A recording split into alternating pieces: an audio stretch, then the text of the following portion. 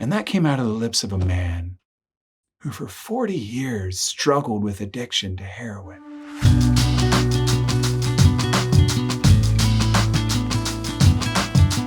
Brothers and sisters, may the Lord give you his peace. Great to be back here with you, Fr Malachy, again on the way. And the way begins, brothers and sisters, with faith. Faith, it says in the Catechism, is first of all a personal adherence of man to God.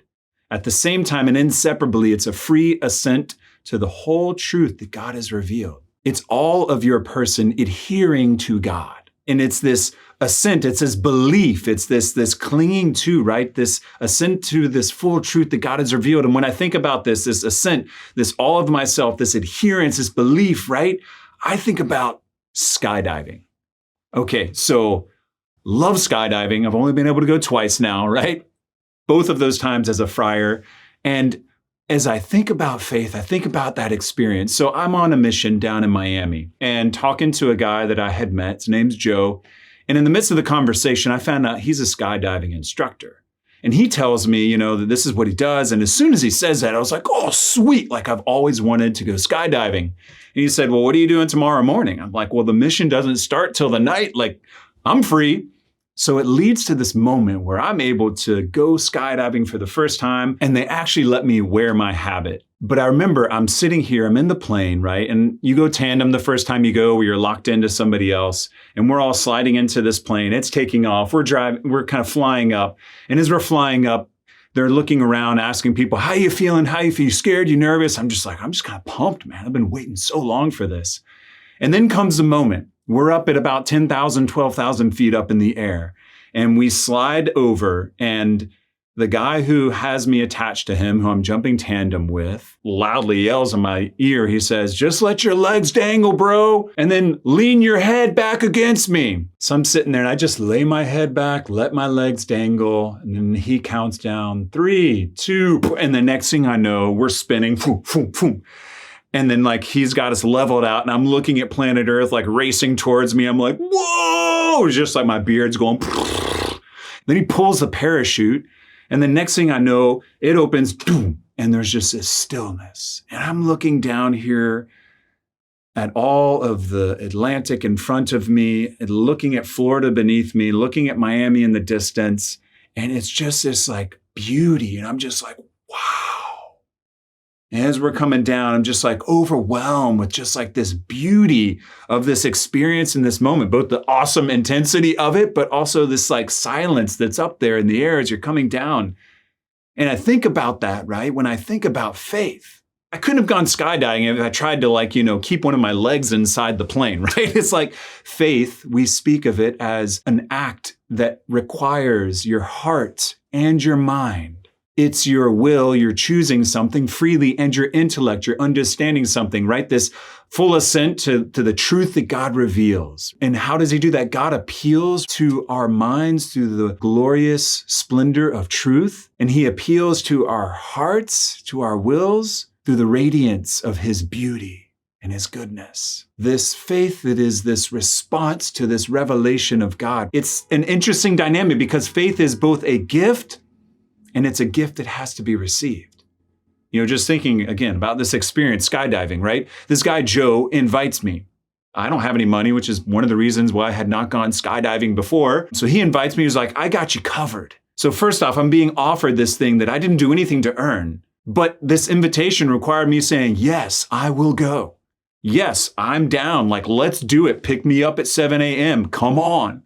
And so faith there's a similar dynamic in which God shares his life, his grace with us.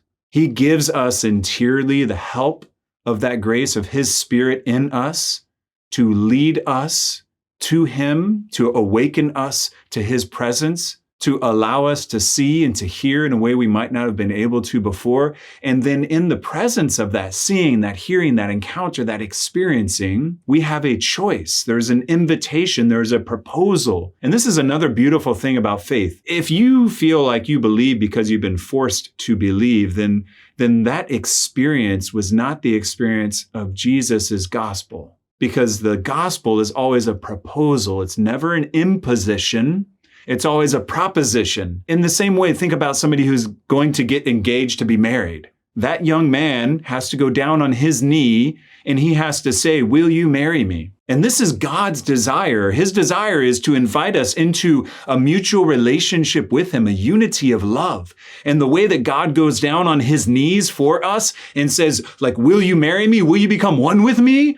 Is through the incarnation. It's Jesus coming into this world, choosing to, in his mercy, unite himself with us as a human being, and then invite us. Will you choose to be united to me as God? And this is what faith does. It gives birth to this profound and beautiful relationship with the living God. You know, I think about that experience when I was like free falling, and then I'm sitting here just like looking out and just like overwhelmed with the intensity of this experience of skydiving for the first time, and then the beauty of the silence. And I'm thinking about like the joy of that moment for me, right? I'm just like, it was amazing. It was just amazing. And I realized that had I stayed in that plane, I never would have known that. There's not a possibility to fully understand, to fully experience, unless there's a willingness to take this risk, if you will, this step of surrender. And faith always is a surrender, an adherence, my person, who I am. It's not saying yes to an idea. It's saying yes to someone who's inviting me into relationship. And when we do, it opens up this world that is something that we could not have comprehended, we could not have imagined. And I remember this man in our shelter here in the Bronx. And after Mass, he's sitting there and we're chatting for a moment. And he just looks at me and he's like, you know, Father, I just never knew that it could be this good. And that came out of the lips of a man who for 40 years struggled with addiction to heroin.